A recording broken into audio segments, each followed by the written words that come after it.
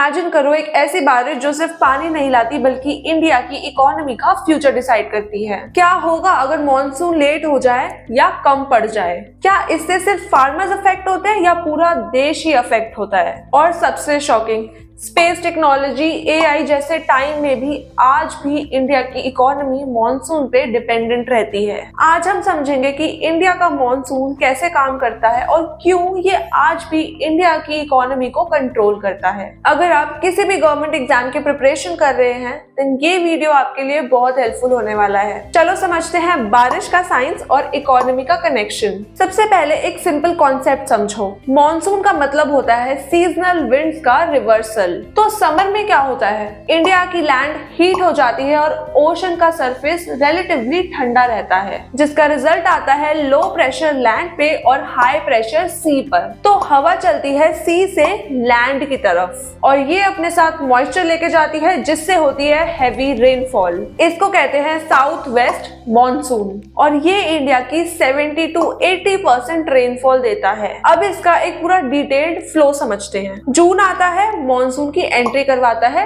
Kerala coast से और further दो ब्रांचेस में डिवाइड होता है। पहली होती है अरेबियन सी ब्रांच, जो वेस्टर्न घाट से टकराती है और मुंबई और केरला जैसे रीजन्स में हैवी रेनफॉल देती है। और सेकंड होती है Bay of Bengal branch, North East India और गंगा प्लेन्स में जाती है। असम, बंगाल, बिहार, यूपी में हैवी रेनफॉल देता है और फिर जुलाई तक ऑलमोस्ट पूरा इंडिया कवर हो जाता है। प्रॉब्लम ये है कि मॉनसून बहुत अनप्रेडिक्टेबल है। कभी बारिश लेट आती है, कभी फ्लड आ जाता है और कभी बारिश बहुत कम आती है और इसी अनप्रेडिक्टेबिलिटी की वजह से इकोनॉमी अफेक्ट होती है। और इसका सबसे इम्पोर्टेंट पार्ट, इंडिया के लगभग 50% लोग एग्रीकल्चर पे डिपेंडेंट है और सिर्फ 40 to 50% फार्म लैंड ही इरिगेटेड है। इसका मतलब साफ है, मॉनसून अच्छा तो क्रॉप्स अच्छी, मॉनसून खराब तो क्रॉप्स भी खराब। सेकेंड पॉइंट है फूड प्राइसेस एंड इन्फ्लेशन, मतलब पुअर मॉनसून लो प्रोडक्शन, मतलब सब्जी, दाल, चावल सब महंगा। थर्ड पॉइंट है industry and GDP impact. Agriculture weak होता है तो रूरल इनकम गिर जाता है।